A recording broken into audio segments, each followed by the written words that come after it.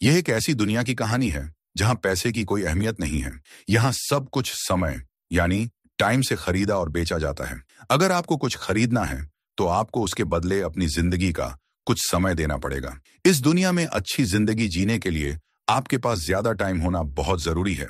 जब कोई इंसान 25 साल की उम्र का हो जाता है तो उसकी कलाई पर एक टाइमर शुरू हो जाता है, सिर्फ 1 साल का टाइम। और जब ये टाइम खत्म हो जाता है तो इंसान की मौत हो जाती है। इस दुनिया में अमीर लोगों के पास हजारों साल का टाइम होता है। वो लोग बहुत लंबी जिंदगी जीते हैं और उन्होंने अपने लिए एक अलग आरामदायक दुनिया बना ली है। लेकिन दूसरी तरफ जो गरीब लोग हैं वो गंदी और तंग बस्ती यानी गेटों में रहते हैं। उन्हें हर दिन मेहनत करनी पड़ती है ताकि वो थोड़ा थोड़ा टाइम कमा सकें और जिंदा रह सकें। इन्हीं गरीबों में विल नाम का एक लड़का था। विल की घड़ी में अब सिर्फ 23 घंटे बचे थे।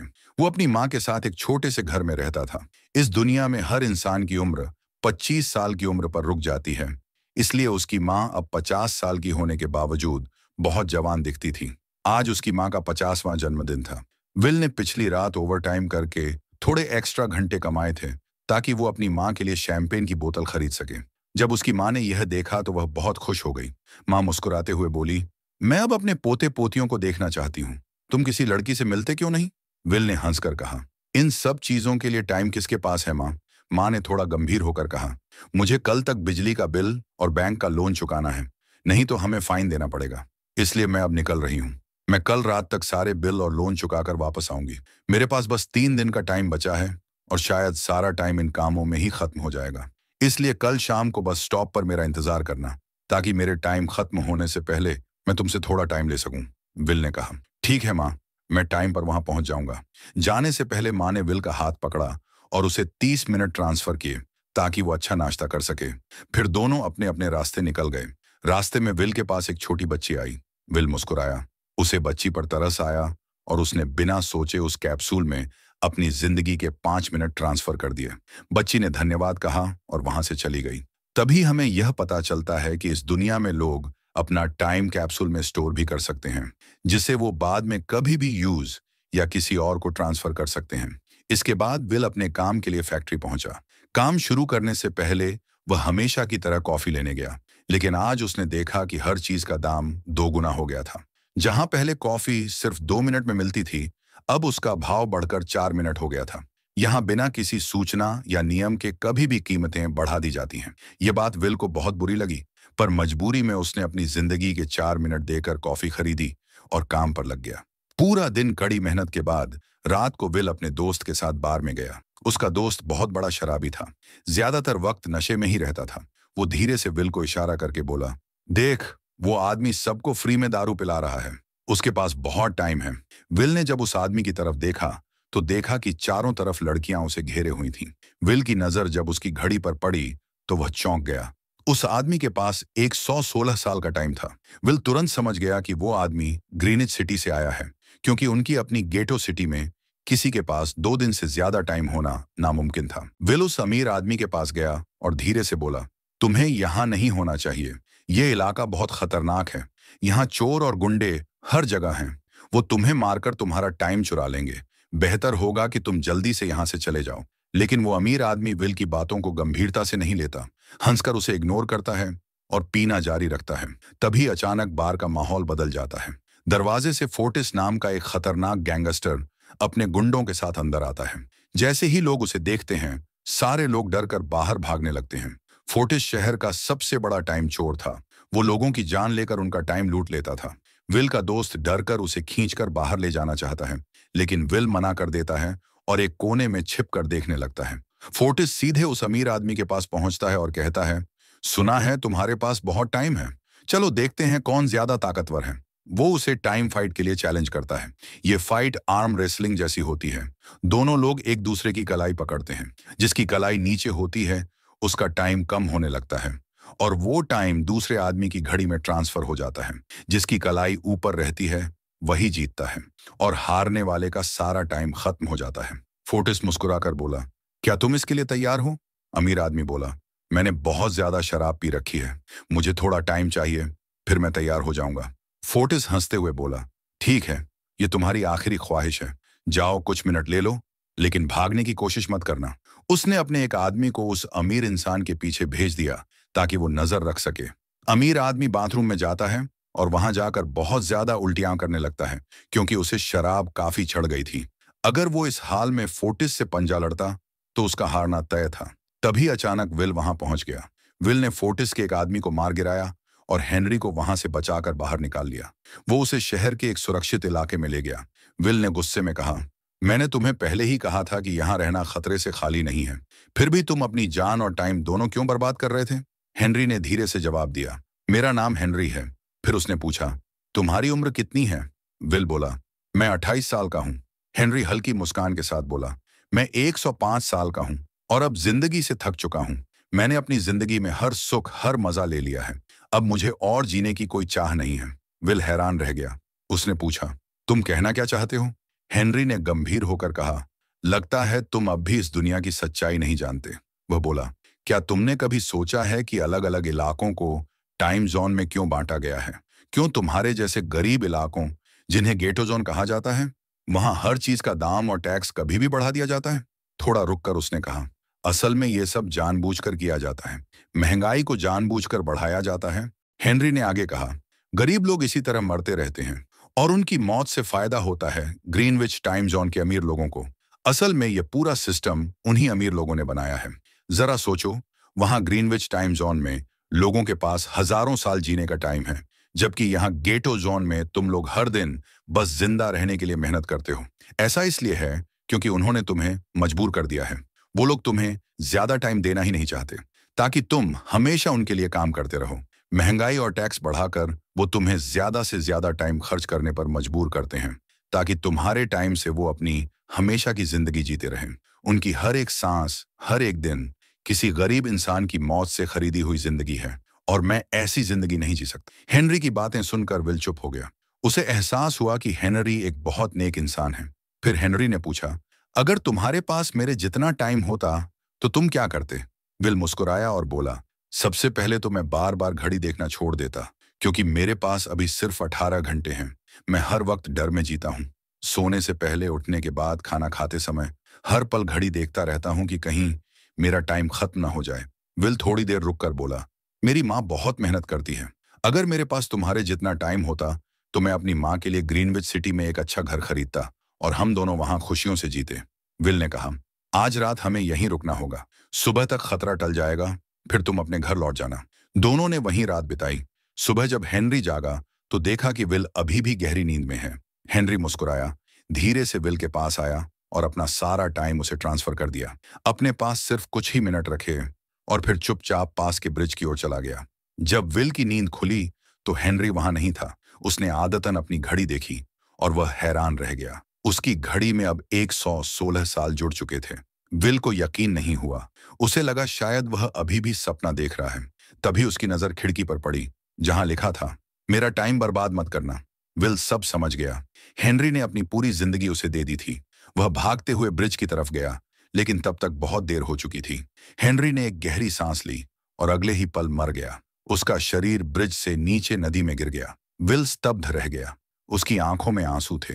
वो समझ गया कि हेनरी ने अपनी पूरी जिंदगी उसे देकर खुद शांति से मौत को चुना। अब विल के पास 116 साल का टाइम था, लेकिन उसने सोचा, अगर मैं यहां रहा तो लोग यही समझेंगे कि मैंने हेनरी को मारा और उसका टाइम छीन लिया। विल तुरंत वहां से निकल गया और अपने दोस्त के पास पहुंचा। उसका दोस्त विल की कलाई पर घड़ी देखता है और हक्का बक्का रह जाता है। उसने कहा, इतना सारा टाइम विल, ये सब कैसे हुआ? विल मुस्कुराया और बोला, मत पूछ, बस किस्मत बदल गई। फिर उसने अपनी कलाई पकड़ी और दोस्ती की खातिर अपने दोस्त को 10 साल का टाइम ट्रांसफर कर दिया। उसका दोस्त भावुक होकर बोला, धन्यवाद विल, तुम सच में सच्चे दोस्त हो। विल ने कहा, अब यहां रहना मेरे लिए खतरे से खाली नहीं है। इतना टाइम देखकर कोई भी मुझे मार सकता है और मेरा टाइम छीन सकता है। मैं अब अपनी माँ के लिए ग्रीनविच सिटी जाऊंगा, वहां एक अच्छा घर खरीदूंगा और हम दोनों सुरक्षित जिंदगी जिएंगे। ये कहकर विल ने अपने दोस्त को गले लगाया, गुड बाय कहा और नई जिंदगी की तलाश में शहर छोड़कर निकल गया। विल अपनी माँ रेचल का इंतजार बस स्टॉप पर कर रहा था। 2 दिन पहले उसकी माँ ने कहा था, मैं बिजली का बिल और बैंक का लोन चुकाकर इसी बस स्टॉप पर आऊंगी। रेचल ने सारे बिल और लोन चुका दिए और अब घर लौटने के लिए बस में बैठ गई। लेकिन तभी उसे पता चला कि बस का किराया अचानक दोगुना हो गया है। पहले जहां टिकट की कीमत 1 घंटे की थी, अब 2 घंटे की हो गई थी। रेचल के पास सिर्फ 1.5 घंटे का समय बचा था। वह बस ड्राइवर से बोली, कृपया मुझे अगले स्टॉप तक ले चलिए, मेरा बेटा वहां है, वह बाकी टाइम दे देगा। लेकिन ड्राइवर ने मना कर दिया और बोला, अगर तुम्हारे पास टाइम नहीं है तो पैदल चली जाओ। रेचल को पता था कि अगला स्टॉप बहुत दूर है, वहां तक पैदल जाने में 2 घंटे लगेंगे। उसने बस में बैठे लोगों से मदद मांगी, लेकिन किसी ने भी उसकी बात नहीं सुनी, बस वहां से निकल गई। अब रेचल के पास बहुत कम समय बचा था। वह दौड़ते हुए घर की तरफ भागने लगी। उधर विल अपनी माँ का जन्मदिन मनाने के लिए बस स्टॉप पर फूलों का गुलदस्ता लेकर खड़ा था। जब बस वहां पहुंची तो बहुत से लोग उतरे, लेकिन उसकी माँ नहीं थी। विल को समझ गया कि उसकी माँ किसी मुसीबत में है। वह तुरंत उनकी तलाश में दौड़ा। थोड़ी दूर जाने पर उसने अपनी माँ को भागते हुए देखा। वह भी उनकी ओर भागने लगा। अब रेचल के पास सिर्फ 10 सेकंड बचे थे। दोनों एक दूसरे की तरफ भाग रहे थे। जैसे ही रेचल अपने बेटे तक पहुंचने वाली थी, उसका टाइम खत्म हो गया और वह वहीं गिरकर मर गई। विल जोर जोर से रोने लगा, क्योंकि अब उसकी माँ हमेशा के लिए चली गई थी। अगली सुबह हेनरी की लाश टाइम कीपर्स को मिलती है। टाइम कीपर्स आज की दुनिया के पुलिस ऑफिसर्स की तरह होते हैं। उनका काम होता है क्राइम रोकना और जांच करना। टाइम कीपर्स का ऑफिसर रेमंड उस जगह पर जांच करता है जहां हेनरी की मौत हुई थी, लेकिन उसे कोई सबूत नहीं मिलता। फिर उसकी नजर पास लगे सीसीटीवी कैमरे पर पड़ती है। वह तुरंत फुटेज देखने के लिए सीसीटीवी रूम की ओर निकल पड़ता है। दूसरी तरफ विल अपनी मां की मौत से टूट चुका था। अब उसे समझ आ गया था कि उसकी मां की मौत के पीछे ग्रीनविच सिटी के अमीर लोग हैं, जो गरीब शहर गेटो के लोगों को हर सेकंड के लिए तरसाते हैं। विल ने फैसला किया कि अब वह इन अमीर लोगों से बदला लेगा। वह ग्रीनविच सिटी की ओर निकल पड़ता है। ग्रीनविच में दाखिल होने के लिए उसे 1 साल का टाइम खर्च करना पड़ता है। जब वह वहां पहुंचता है तो उसे देखकर यकीन ही नहीं होता। वहां के लोगों के पास सैकड़ों सालों का टाइम है। यहां तक कि उनके बॉडीगार्ड्स के पास भी 100 साल से ज्यादा का टाइम था। यह देखकर विल को बहुत गुस्सा आता है, क्योंकि जिस जगह से वह आया था वहां लोगों के पास सिर्फ 24 घंटे की जिंदगी होती थी। विल एक महंगे होटल में रुकता है। खाना खाते वक्त एक खूबसूरत लड़की उसे देखती रहती है। लगता है उसे विल पसंद आ गया है। उधर time keeper Raymond CCTV footage check कर रहा होता है। उसे उस वीडियो में विल दिखाई देता है। हालांकि कैमरे ने हेनरी को गिरते हुए रिकॉर्ड नहीं किया था, लेकिन फुटेज में विल ब्रिज के पास खड़ा नजर आता है। अब रेमंड को शक हो जाता है कि हेनरी की मौत के पीछे विल का हाथ है। वह अपनी टीम को कहता है कि विल नाम के आदमी की पूरी जानकारी निकालो। जांच में पता चलता है कि विल बहुत सारा टाइम खर्च करके ग्रीनविच सिटी पहुंच गया है। रेमंड को यकीन हो जाता है कि विल ही कातिल है। वह अपनी टीम के साथ ग्रीनविच सिटी के लिए निकल पड़ता है। वहीं दूसरी तरफ विल अब ग्रीनविच के कैसिनो में पहुंचता है। वहां कुछ अमीर लोग पोकर खेल रहे होते हैं। विल भी उनकी टेबल पर जाकर बैठ जाता है। विल जब कैसिनो में बैठता है तो वहां मौजूद अमीर लोग उसे देखकर हंसने लगते हैं। लेकिन विल गैम्बलिंग, जुआ खेलने में बहुत माहिर था। आज उसके पास मौका था अमीरों से उनका टाइम जीतने का। विल एक बहुत अमीर आदमी फिलिप के साथ पोकर खेलने बैठता है। फिलिप ग्रीनविच सिटी का सबसे रईस आदमी है। उसका खुद का टाइम बैंक है, जहां से लोग टाइम लोन पर लेते हैं। फिलिप की बेटी सिल्विया भी उसके साथ बैठी होती है, वही लड़की जो कुछ देर पहले होटल में विल को देख रही थी। गेम शुरू होती है। विल अपना सारा टाइम दांव पर लगा देता है। सबको लगता है कि वह हार जाएगा, लेकिन विल अपनी समझदारी और हिम्मत से फिलिप से 1100 साल का टाइम जीत लेता है। ये देखकर वहां मौजूद सब लोग हैरान रह जाते हैं। सिल्विया विल से बहुत प्रभावित हो जाती है और उसे अगले दिन अपने घर की पार्टी में आने का न्योता देती है। अगले दिन शाम को विल एक नई चमचमाती कार खरीदकर फिलिप की पार्टी में पहुंचता है। पार्टी में विल और सिल्विया साथ में डांस करते हैं। धीरे धीरे सिल्विया को विल से प्यार होने लगता है। वह अपने दिल की बात कहने ही वाली थी कि तभी टाइम कीपर रेमंड अपनी टीम के साथ वहां पहुंच जाता है। वह विल को पकड़ लेता है। सिल्विया को लगता है कि विल सच में कोई अपराधी है, तो वह भी उससे नाराज हो जाती है। रेमंड विल का सारा टाइम छीन लेता है और उसके पास सिर्फ 2 घंटे छोड़ता है। फिर वह कहता है, तुम्हें हेनरी के मर्डर के इल्जाम में गिरफ्तार किया जाता है। विल कहता है, मैंने हेनरी को नहीं मारा, वह खुद जीना नहीं चाहता था। उसने मुझे 116 साल दिए और फिर खुद अपनी जान ले ली। लेकिन रेमंड को उस पर यकीन नहीं होता। विल समझ जाता है कि अब अगर वह भागा नहीं तो उसे झूठे केस में उम्र कैद हो जाएगी। वह मौका देखकर रेमंड के कुछ आदमियों को मार देता है और उनकी बंदूक उठाकर सिल्विया को बंधक बना लेता है। वह सिल्विया को अपने साथ लेकर भाग निकलता है और रेमंड की टीम को चकमा देते हुए वापस गेटो सिटी की ओर निकल पड़ता है। रास्ते में विल के पास बहुत कम टाइम बचा था। वह सिल्विया से कहता है, थोड़ा टाइम दे दो वरना मैं मर जाऊंगा। लेकिन सिल्विया मना कर देती है क्योंकि वह अब भी सोचती है कि विल ही हेनरी का कातिल है। विल कार को बहुत तेज चलाने लगता है ताकि जल्दी से गेटो पहुंचकर किसी से टाइम ले सके, लेकिन उसकी नजर सड़क पर पड़ी कंटीली तारों पर नहीं पड़ती। कार उन तारों से टकरा जाती है और ब्रिज से नीचे गिर जाती है। इस जोरदार एक्सीडेंट में विल और सिल्विया दोनों बेहोश हो जाते हैं। असल में यह कांटे फोर्टिस और उसकी गैंग ने बिछाए थे। फोर्टिस ने देखा कि सिल्विया के पास 10 साल का टाइम है। वह तुरंत सिल्विया का पूरा टाइम चुराकर वहां से भाग जाते हैं। थोड़ी देर बाद विल और सिल्विया को होश आता है। सिल्विया जब अपने हाथ की घड़ी देखती है तो चौंक जाती है। उसके पास सिर्फ 30 मिनट बचे थे। विल के पास भी बस कुछ मिनट ही थे। विल ने अपने पास के कुछ मिनट सिल्विया को दे दिए ताकि दोनों के पास बराबर टाइम हो जाए। अब दोनों किसी तरह अपने पुराने दोस्त के घर पहुंचते हैं, वही दोस्त जिसे विल ने पहले 10 साल का टाइम दिया था। दरवाजा उसकी पत्नी खोलती है। वह गुस्से में कहती है, तुम्हारे दिए हुए 10 साल ने मेरे पति की जान ले ली। वह सारा टाइम शराब में उड़ा बैठा और मर गया। ये सुनकर विल बहुत उदास हो जाता है। तभी विल की नजर सिल्विया के हीरे के झुमकों, ईयररिंग्स पर पड़ती है। वह उन्हें बेच देता है और दोनों को 2 दिन का टाइम मिल जाता है। इसके बाद विल एक फोन बूथ से सिल्विया के पिता फिलिप को कॉल करता है। वह बताता है, तुम्हारी बेटी जिंदा है, लेकिन अगर तुम उसे वापस चाहते हो तो हमें 10,000 साल का टाइम दो। विल कहता है कि वह टाइम गरीबों में बांटना चाहता है। वह फिलिप को सुबह तक का वक्त देता है। उस वक्त टाइम कीपर रेमंड भी फिलिप के ऑफिस में मौजूद था और विल को पता था कि रेमंड भी वहीं है। फिलिप के लिए 10,000 साल कुछ नहीं थे, लेकिन वह गरीबों को टाइम देना नहीं चाहता था। विल सिल्विया को अपने घर ले आता है। दोनों रात वहीं बिताते हैं। सिल्विया पूछती है, तुम्हारा परिवार कहाँ है? विल उदास होकर कहता है, पिछली रात ही मेरी माँ मर गई, टाइम खत्म होने की वजह से। यह सुनकर सिल्विया बहुत दुखी हो जाती है। उसे पहली बार एहसास होता है कि गरीब लोग सच में हर सेकंड मौत के डर में जीते हैं। अगली सुबह दोनों बैंक की खिड़की से देखते हैं कि क्या फिलिप ने टाइम गरीबों में बांटा या नहीं, लेकिन बैंक बंद रहता है। सिल्विया को बहुत बुरा लगता है। उसे समझ आता है कि उसके पिता अपनी बेटी की जान से ज्यादा सिस्टम और पैसे को महत्व देते हैं। अब उसे समझ आ गया था कि उसके पिता सिर्फ बिजनेसमैन नहीं, बल्कि गरीबों की मौत से अमीरी कमाने वाले सिस्टम के मालिक हैं। विल यह देखकर सिल्विया से कहता है, तुम वापस घर चली जाओ। वह उसे फोन बूथ तक लाता है और कहता है, अपने पिता को कॉल करो और अपनी सुरक्षा के लिए ये गन रख लो। सिल्विया फोन पर अपने पिता से बात कर रही होती है कि तभी टाइम कीपर रेमंड चुपके से वहां पहुंचता है। वह विल पर गन तान देता है और गोली चलाने वाला होता है, लेकिन सिल्विया यह देख लेती है। घबराहट में वह रेमंड पर गोली चला देती है। गोली रेमंड के हाथ को छूकर निकलती है, लेकिन उसका हाथ बुरी तरह घायल हो जाता है। खून बहुत बहने लगता है। विल उसके पास जाता है और उसकी घड़ी देखता है। रेमंड के पास सिर्फ 2 घंटे का टाइम बचा था। असल में टाइम कीपर्स को रोज सिर्फ 1 दिन का टाइम सैलरी में मिलता था।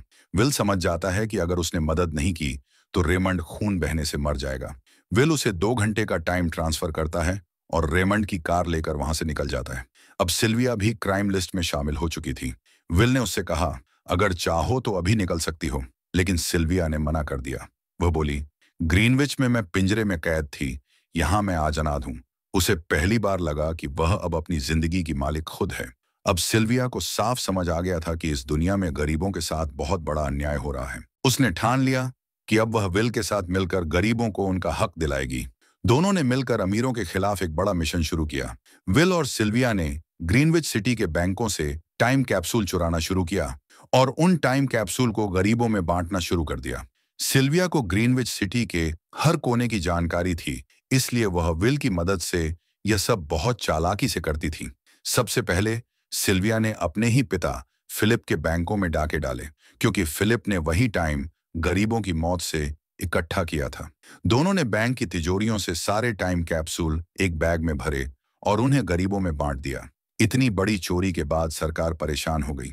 सरकार ने विल और सिल्विया के सर पर इनाम रख दिया, 10 साल का टाइम। ये खबर सुनते ही गैंगस्टर फोर्टिस अब इन दोनों की तलाश में लग गया। वह दोनों को पकड़ने के लिए पूरी ग्रीनविच सिटी छान मारता है, लेकिन विल और सिल्विया हर दिन अपना ठिकाना बदलते रहते, इसलिए कोई भी उन्हें पकड़ नहीं पाता। एक दिन दोनों एक होटल में छिपे हुए थे। उनके पास टाइम की कोई कमी नहीं थी, इसलिए उन्होंने पूरा होटल बुक कर लिया। उधर फोर्टिस को पता चल गया कि विल और सिल्विया कहीं पास ही हैं। वह होटल के बाहर पहुंचता है और लोगों से उनकी जानकारी मांगता है, लेकिन वहां के गरीब लोग विल और सिल्विया के एहसानमंद थे। वे मरने को तैयार थे, पर उनका ठिकाना बताने को नहीं। फोर्टिस ने जब लोगों पर ज्यादा जोर जबरदस्ती की, तो एक आदमी डर के मारे बता देता है कि विल और सिल्विया इसी होटल में हैं। फोर्टिस तुरंत अपनी गैंग लेकर वहां पहुंच जाता है और विल और सिल्विया को पकड़ लेता है। अब बच निकलना लगभग नामुमकिन था। फोर्टिस ने विल को टाइम फाइट के लिए चुनौती दी। विल समझ गया कि अगर उसने मना किया तो फोर्टिस के आदमी उसे वहीं मार देंगे, इसलिए उसने कहा, ठीक है, खेल शुरू करो। दोनों ने एक दूसरे की कलाई पकड़ी और शुरू हुआ मौत का खेल। शुरुआत में फोर्टिस ने विल का हाथ नीचे कर दिया, जिससे विल का टाइम तेजी से फोर्टिस में ट्रांसफर होने लगा। लग रहा था कि विल हार जाएगा, लेकिन विल बिल्कुल शांत था, जैसे वह जानबूझकर हार रहा हो। फिर जब उसके पास सिर्फ 3 से 4 सेकंड बचे, विल ने अचानक पूरी ताकत लगाई और एक झटके में फोर्टिस का हाथ नीचे दबा दिया। फोर्टिस की आंखें फटी की फटी रह गईं। उसने अपनी पूरी ताकत लगाई, लेकिन विल की ताकत के सामने वह हार गया। फोर्टिस के आदमी यह देखकर घबरा गए। अब उनका बॉस मरने वाला था। उसी वक्त विल ने जूते में छिपी गन निकाली और बिजली की तरह फोर्टिस की पूरी गैंग को शूट कर दिया, क्योंकि अगर वह ऐसा नहीं करता तो वे लोग उसे मार देते। कुछ ही सेकंड में फोर्टिस का टाइम 0 हो गया और वह मर गया। विल और सिल्विया तुरंत वहां से भाग निकले। रास्ते में उन्हें पता चला कि अमीरों ने खेल पलट दिया है। जो टाइम उन्होंने गरीबों में बांटा था, उसकी अब कोई वैल्यू नहीं रह गई थी, क्योंकि अमीरों ने महंगाई को कई गुना बढ़ा दिया था। यह देखकर विल टूट गया। वह बोला, हमने सब कुछ किया, लेकिन कोई फर्क नहीं पड़ा। अगर हम 1000 साल भी बांट दें, तो अमीर लोग महंगाई बढ़ाकर सब खत्म कर देंगे। सिल्विया बोली, कोई तो रास्ता होगा। विल ने कहा, हाँ, लेकिन अब हमें छोटा नहीं, बहुत बड़ा कदम उठाना होगा। हमें लाखों साल चुराने होंगे, ताकि गरीबों को असली आजादी मिल सके। यह सुनकर सिल्विया ने सिर हिलाया, क्योंकि उसके दिमाग में पहले से एक प्लान तैयार था। अगली सुबह फिलिप अपने बॉडीगार्ड्स के साथ ऑफिस पहुंचता है। उसी वक्त सिल्विया वहां आती है और अपने पिता से कहती है, मैं सरेंडर करना चाहती हूँ। ये सुनते ही सारे गार्ड्स उसकी तरफ गन तान देते हैं, लेकिन तभी अचानक पीछे से विल प्रकट होता है। वह गार्ड्स के बेसमेंट में छिपा हुआ था। विल ने फिलिप के सिर पर गन रखी और कहा, लॉकर खोलो। फिलिप मजबूर होकर लॉकर का दरवाजा खोलता है। विल और सिल्विया अंदर से एक टाइम कैप्सूल निकालते हैं, जिसमें 10 लाख साल का टाइम होता है। ये वही टाइम था जो गरीबों की मौत से इकट्ठा किया गया था। दोनों उस कैप्सूल को लेकर वहां से भाग निकलते हैं। दूसरी तरफ रेमंड को चोरी की खबर मिलती है। वह तुरंत विल और सिल्विया के पीछे निकल पड़ता है। वह अपनी घड़ी देखता है, उसके पास 1 घंटे से भी कम टाइम बचा है। वह हेडक्वार्टर कॉल करके कहता है, मुझे मेरी सैलरी का कैप्सूल भेजो, मेरे पास टाइम खत्म हो रहा है। कैप्सूल उसे मिल जाता है, लेकिन उसी वक्त उसे विल की कार दिख जाती है। वह टाइम ट्रांसफर किए बिना ही सीधे उनके पीछे लग जाता है, क्योंकि अगर विल और सिल्विया ये 10 लाख साल गरीबों को दे देते, तो ग्रीनविच का पूरा सिस्टम खत्म हो जाता, कोई गरीब नहीं बचता और अमीरों की ताकत मिट जाती। रेमंड पूरी कोशिश करता है, लेकिन वह उन्हें रोक नहीं पाता। विल और सिल्विया गेटो सिटी पहुंचते हैं। वे टाइम कैप्सूल एक छोटी बच्ची को सौंप देते हैं, ताकि वह इसे गरीबों में बांट दे। उन्हें पता था कि अब रेमंड सीधे उनके पीछे आएगा, इसलिए वे शहर छोड़कर एक सुनसान जगह पर चले जाते हैं। इधर गेटो सिटी के लोगों में लाखों साल का टाइम बांट दिया जाता है। अब वहां के सभी लोग अमर हो जाते हैं, लेकिन विल और सिल्विया के पास खुद के लिए बहुत कम टाइम बचा था। उसी वक्त रेमंड उन्हें पकड़ लेता है। वह गुस्से में कहता है, अगर अपनी जान प्यारी है तो चुराया हुआ टाइम वापस कर दो। विल मुस्कुराता है और अपनी घड़ी दिखाता है। उसके पास सिर्फ कुछ मिनट बचे थे। वह रेमंड से कहता है, कहीं तुम भूल तो नहीं गए, जब तुम मरने वाले थे मैंने तुम्हें टाइम दिया था, अब वो टाइम तुम मुझ पर उधार हो। रेमंड चौंक जाता है। वह अपनी घड़ी देखता है, उस पर सिर्फ 5 सेकंड बचे हैं। वह कुछ कर पाता, उससे पहले ही उसका टाइम 0 हो जाता है। रेमंड वहीं गिरकर मर जाता है। विल और सिल्विया अब अकेले हैं। उन दोनों के पास भी सिर्फ 1-1 मिनट बचा है। आसपास कोई नहीं जो मदद कर सके। दोनों एक दूसरे को गले लगाते हैं, जैसे यह उनकी आखिरी मुलाकात हो। तभी विल की नजर पास खड़ी रेमंड की कार पर पड़ती है। वह दौड़कर कार तक पहुंचता है और उसमें रखी रेमंड की सैलरी का टाइम अपनी घड़ी में ट्रांसफर कर लेता है। फिर वह सिल्विया की ओर दौड़ता है। सिल्विया के पास अब कुछ सेकंड्स ही बचे हैं। वह भी पूरी ताकत से विल की ओर भाग रही है। यह वही पल था जो विल ने अपनी मां के साथ देखा था, लेकिन इस बार वह सिल्विया को खोना नहीं चाहता। वह समय पर पहुंचता है। सिल्विया उसकी बाहों में गिरती है और विल ठीक वक्त पर उसका हाथ पकड़ लेता है। सिल्विया की जान बच जाती है। अब गेटो सिटी के सारे लोग अमर हो चुके हैं। किसी को अब हर घंटे की मजदूरी नहीं करनी पड़ती। हर कोई अब अपनी जिंदगी अपने तरीके से जी सकता है। विल और सिल्विया दूर पहाड़ी पर खड़े शहर की ओर देखते हैं, जहां अब हर कोई आजाद है। अमीरों का बनाया हुआ सिस्टम टूट चुका था और यहीं पर विल और सिल्विया की कहानी खत्म हो जाती है।